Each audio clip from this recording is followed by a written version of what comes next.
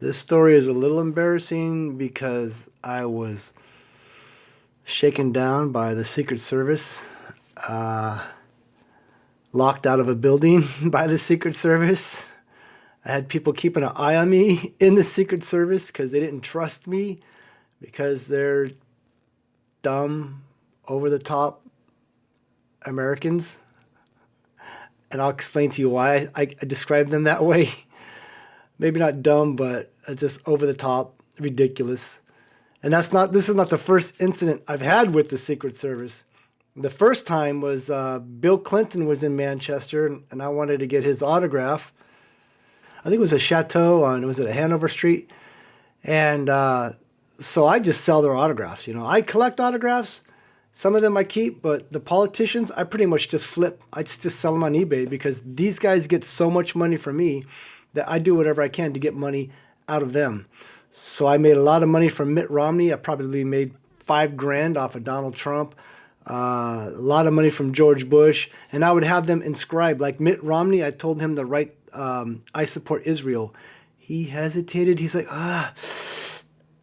but he's on the spot because he's running for president, and so he kind of almost was indecipherable the way he wrote it, and I caught it. I caught him. I knew what he was doing, but he did it, and I got money for it.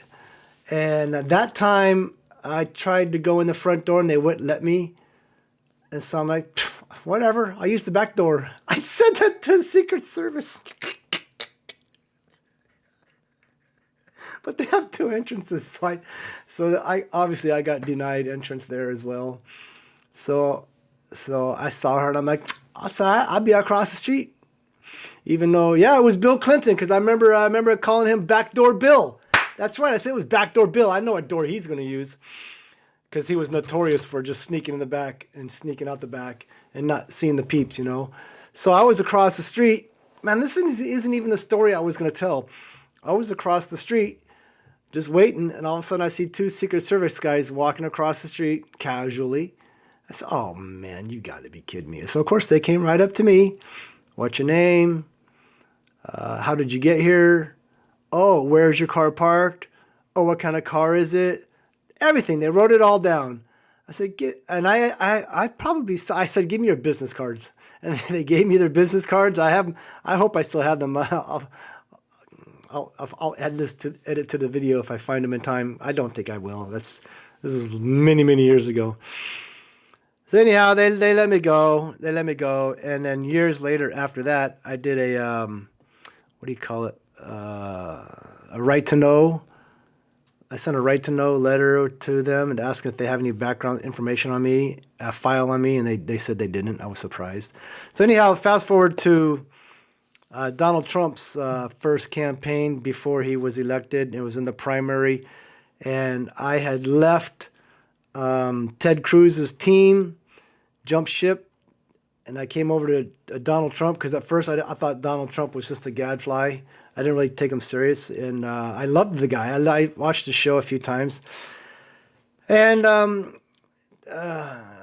Ted Cruz had said something in front of the Gang of Eight that irked me one time, and I said, "That's it. I don't trust this guy. He's a used car salesman.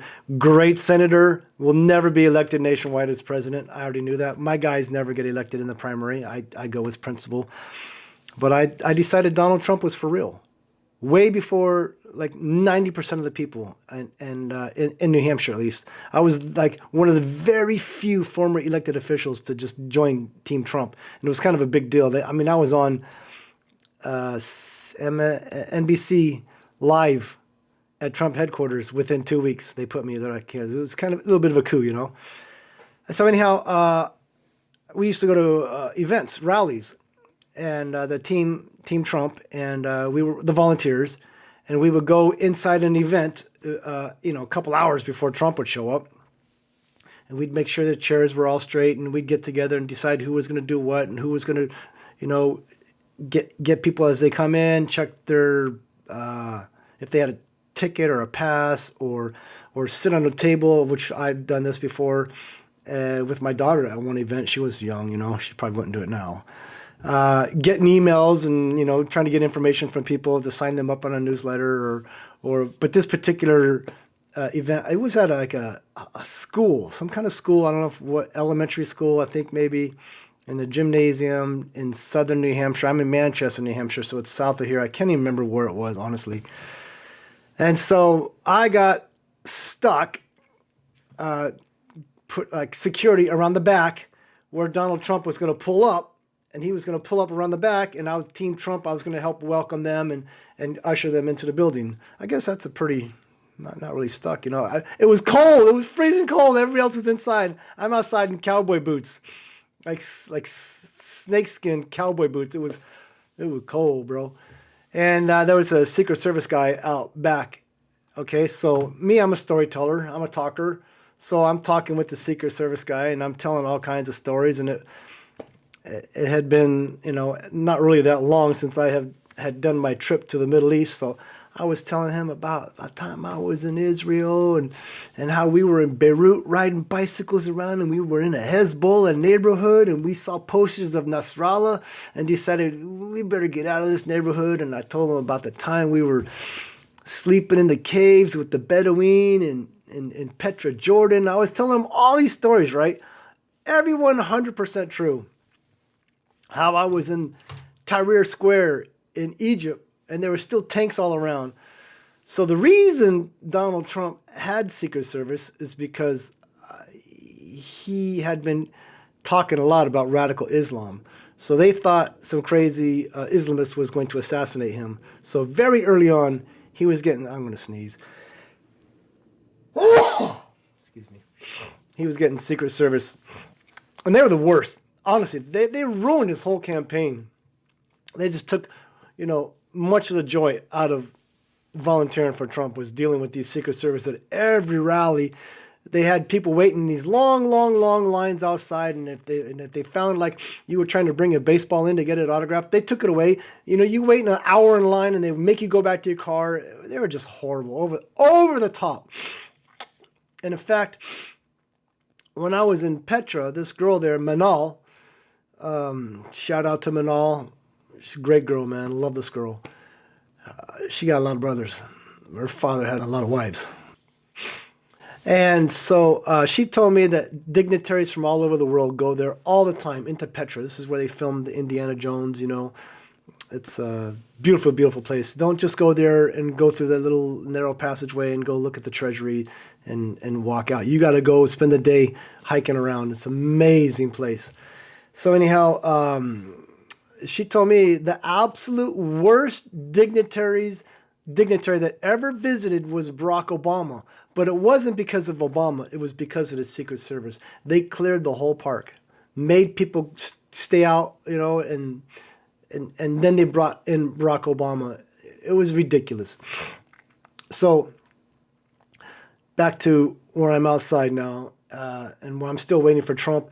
And the guy got the security, the Secret Service guy goes, "What's your name again?" I go, "Greg Saltz." He goes, "Faltz?" I go, "No, Saltz." He goes, "How do you spell that?" But he was like this, Salts. I'm like, is this clown talking into his ear? Like, why is he asking me my last name? So right away, I'm like, this guy's calling his boss on me. Sure enough, 5 minutes later, here comes two secrets. No, it was like three guys. At least three guys came out. One was the supervisor. He's like, "How you doing?" So they obviously ran my name. They ran my name, couldn't find anything, came out to talk to me. And they're like, "Yeah, Mr. Saltz, how you doing?" I said, "Pretty good." I go, "So I understand you've been to Egypt." I go, "Yeah." "And I understand you've been to Petra, Jordan." I go, "Well, yeah, I was just telling your guy about it." He goes, "He said that you said you spent the night there." I go, "Yeah, I spent the night in the caves." He goes, "You know you're not allowed to do that, right?" And right away, I thought about Manal, my friend, the Bedouin girl in Petra, who was complaining about the exact same clown who was shaking me down. I just wanted to rip into him, but obviously, you know, I'm not stupid. So I said, "Yeah, it's okay. I'm sorry. They invited me to spend the night. What do you want me to say?"